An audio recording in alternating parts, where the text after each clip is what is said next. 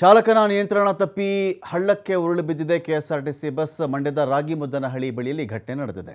7ಕ್ಕಿಂತ ಹೆಚ್ಚು ಜನರಿಗೆ ಗಾಯ ಆಗಿದೆ. ಒಂದು ದೊಡ್ಡ ದುರಂತ ತಪ್ಪಿದೆ ಅಂತಲೇ ಹೇಳಬೇಕು.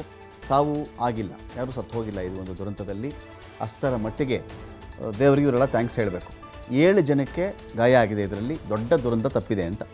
ಬೆಂಗಳೂರು ಮೈಸೂರು ರಾಷ್ಟ್ರೀಯ ಹೆದ್ದಾರಿಯಲ್ಲಿ ಆಗಿರತಕ್ಕಂಥ ಘಟನೆ ಇದು. ರಾಗಿಮುದ್ದನಹಳ್ಳಿ ಬಳಿಯಲ್ಲಿ ಬಸ್ ಹಳ್ಳಕ್ಕೆ ಉರುಳು ಬಿದ್ದುಬಿಟ್ಟಿದೆ. ಗಾಯಾಳುಗಳನ್ನು ಮಂಡ್ಯದ ಮಿಮ್ಸ್ ಆಸ್ಪತ್ರೆಗೆ ರವಾನೆ ಮಾಡಲಾಗಿದೆ. ಸ್ಥಳಕ್ಕೆ ಮಂಡ್ಯ ಗ್ರಾಮಾಂತರ ಪೊಲೀಸರು ಬಂದು ಪರಿಶೀಲನೆ ನಡೆಸ್ತಾ ಇದ್ದಾರೆ. ಘಟನೆಯಲ್ಲಿ ಬಸ್ ಚಾಲಕನ ಕಾಲು ಮುರಿದು ಹೋಗಿದೆ.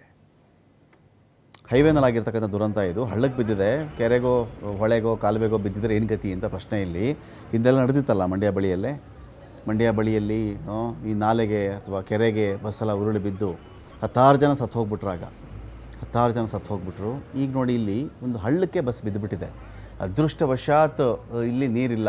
ಕೆರೆನೋ ಅಥವಾ ದೊಡ್ಡ ಹಳ್ಳನೋ ಏನಾದರೂ ಆಗಿದ್ದಿದ್ರೆ ಆ ನೀರಲ್ಲಿ ಮುಳುಗೇ ಜನಕ್ಕೆ ಏನಾಗ್ತಿತ್ತೋ ಗೊತ್ತಿಲ್ಲ. ಈ ಹಳ್ಳಕ್ಕೆ ಬಿದ್ದಿದೆ. 7 ಜನಕ್ಕೆ ಗಾಯ ಆಗಿದೆ ಅಂತ ಮಾಹಿತಿ ಇದೆ. ಜೊತೆಗೆ ಡ್ರೈವರ್ಗೆ ಕಾಲು ಮುರಿದು ಹೋಗಿದೆ ಅಂತ ಗೊತ್ತಾಗಿದೆ.